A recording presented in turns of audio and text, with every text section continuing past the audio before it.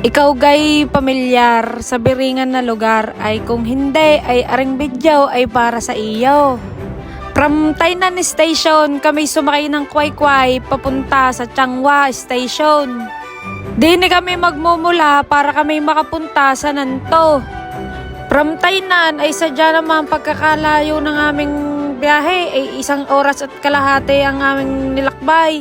Ngayon, kay pa yung aming sinakyan diyan, ay paano na lang kung local na train, eh di tayo 3 oras ang biyahe, kay naman na.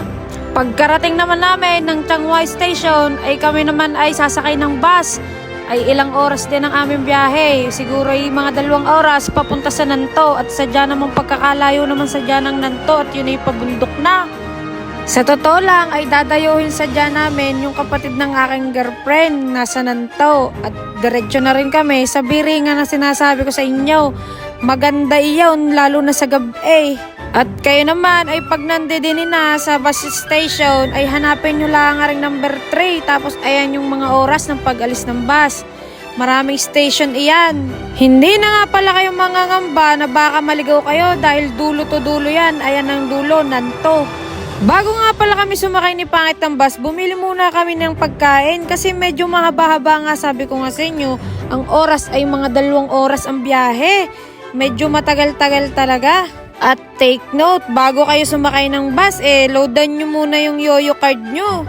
Nakaka-1 oras na nga kami sa aming pagbabiyahe at paano nyo nga naman malalaman kung malapit na kayo? Eto, pag naikutan nyo yung clock na yan, ibig sabihin yan, malapit na kayo sa Nantou. Malapit na kayo bumaba, sobrang sakit na ng puwet ko, kaya naman na, yan na ang Nantou.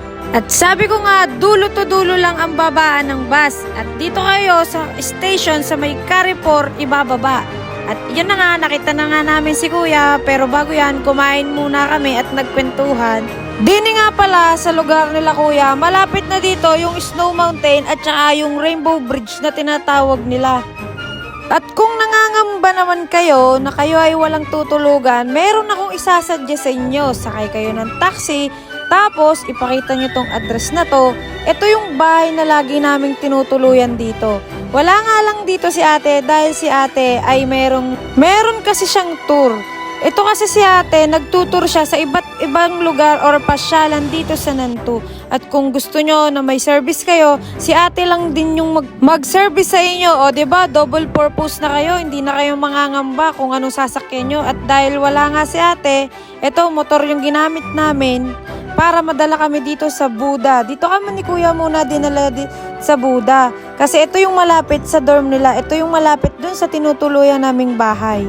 Pero alam nyo ba, meron din namang ganito sa Kaohsiung. Yung tinatawag nilang 1,000 Buda. Kung nakarating na kayo sa 1,000 Buda, sobrang lawak nun. Ito kasi medyo maliit lang siya Pero maganda siya. Ang pinagkaibahan nga lang, ito kasi is nasa tuktok na talaga siya ng bundok.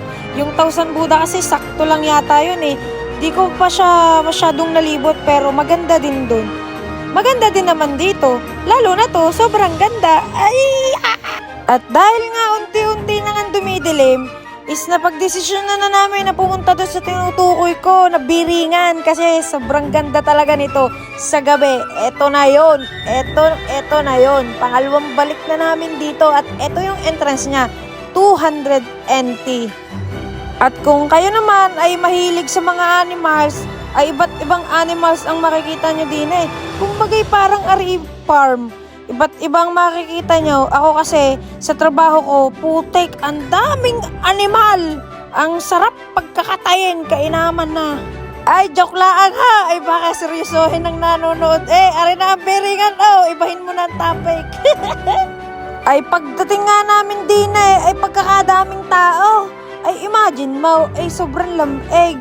Ay, ang dami pa rin tao kaganda naman din Tinan mo naman na rin. At iba't ibang hayop nga yan. Tinuturo ni Kuya yung hayop. Ay, hindi makakita ng jowa ko sa sobrang labo ng kanyang mata. Sabi, ako lang daw ang hayop na kanyang nakikita. Ay, charot lang ulit.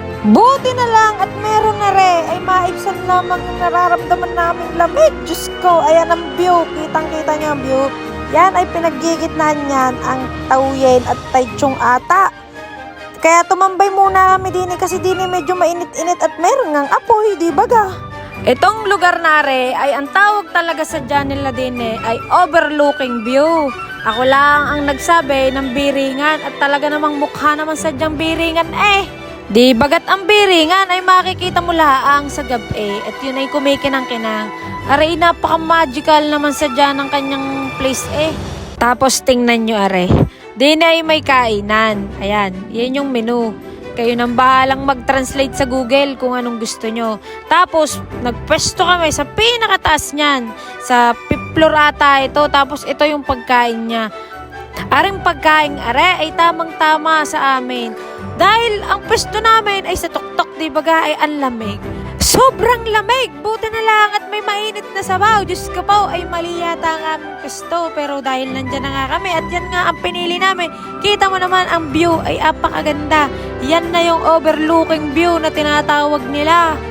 At dahil din na sinelebrate ni Pangit, ang birthday niya ay sige, pagbigyi!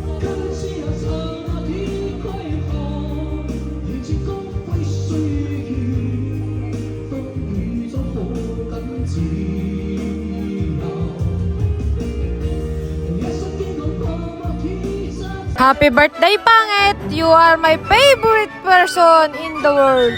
And I love you forever and always. Rawr! At eto na nga, kinaumagahan, nagkita na kami ni ate. Ito yung may-ari ng bahay at ito rin yung nagbigay ng gift kay Pangit na jacket. Ayan, thank you ate, maraming salamat sa pagpapatuloy sa amin. At kung gusto nyo na makakapag-visit dito sa Nanto, message nyo lang si ate. Ayan, yung Godspeed tour niya at ito yung FB page niya. Yun lang, maraming salamat, bye!